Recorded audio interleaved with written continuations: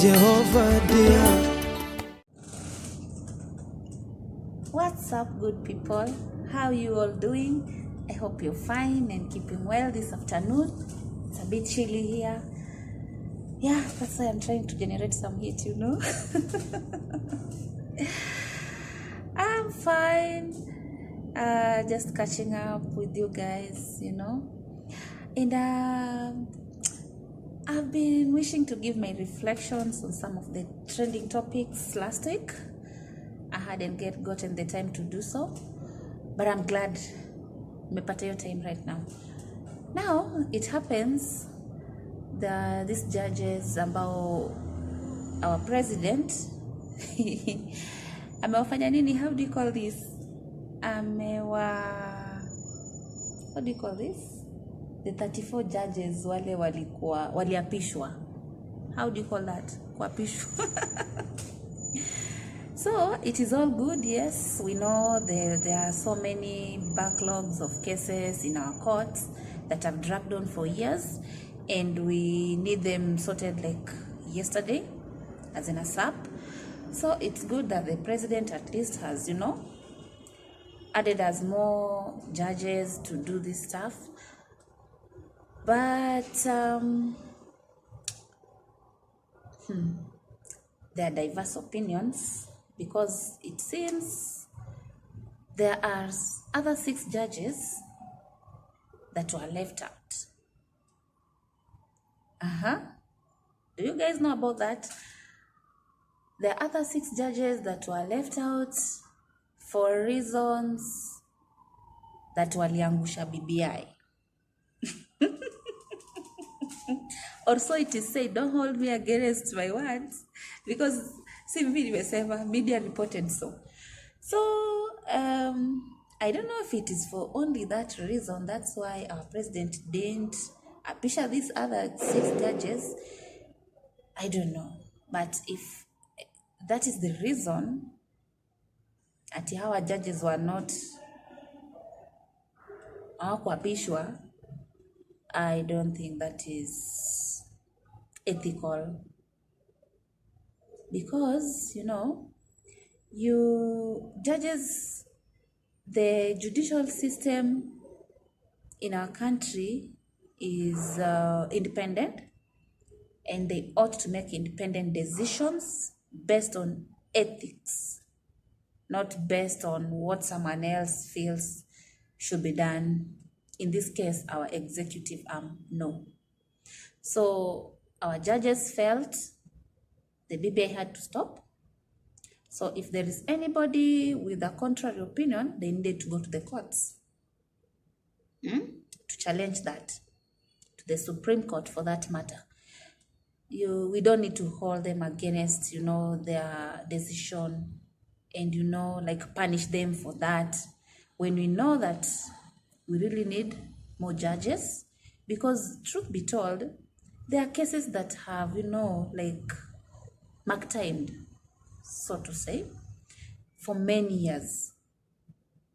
There could be a case that is still in courts, bado tu inafanywa mention for over, I don't know, maybe 5 years. I'm not an expert in these matters.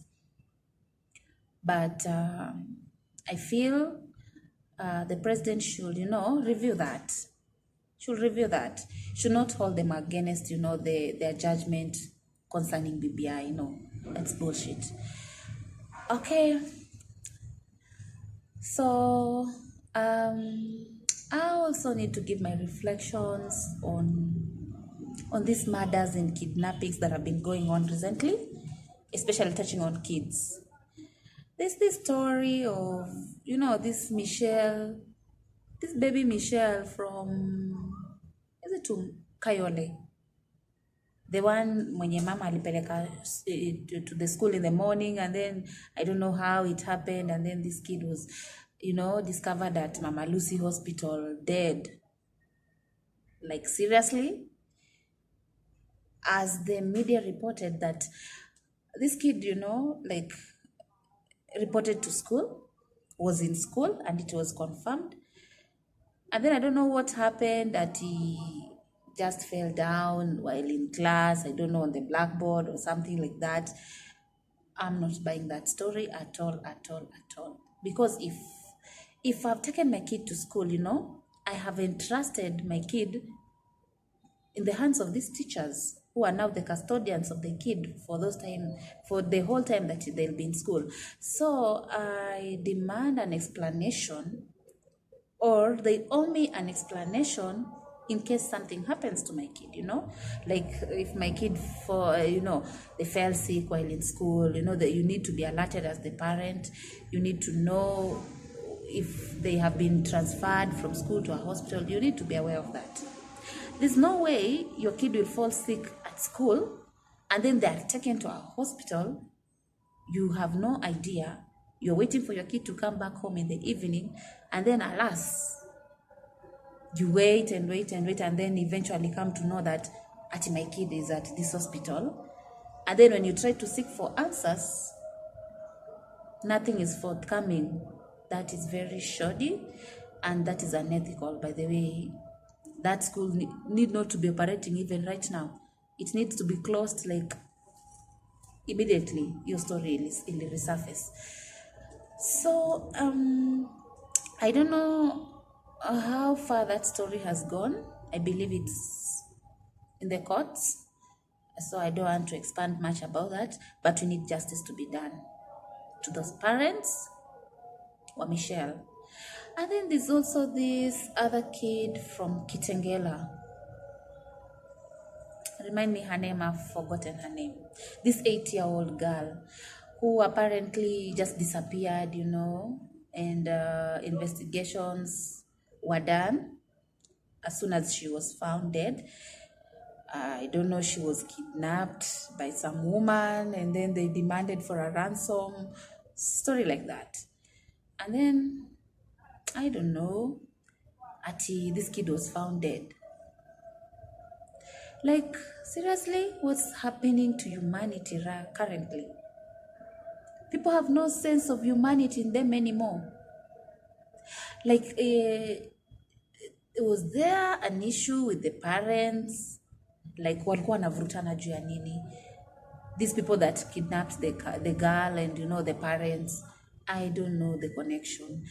But it is just inhuman. It is bad. It is ungodly.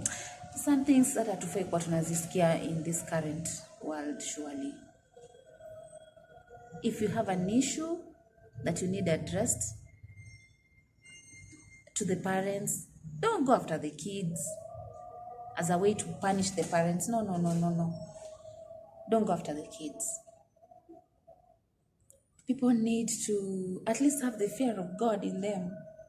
A lot is happening, even worldwide. There have been stories. Kwanza, this Mama Lucy Hospital. I am sorry to say so, but they don't have a good rapport.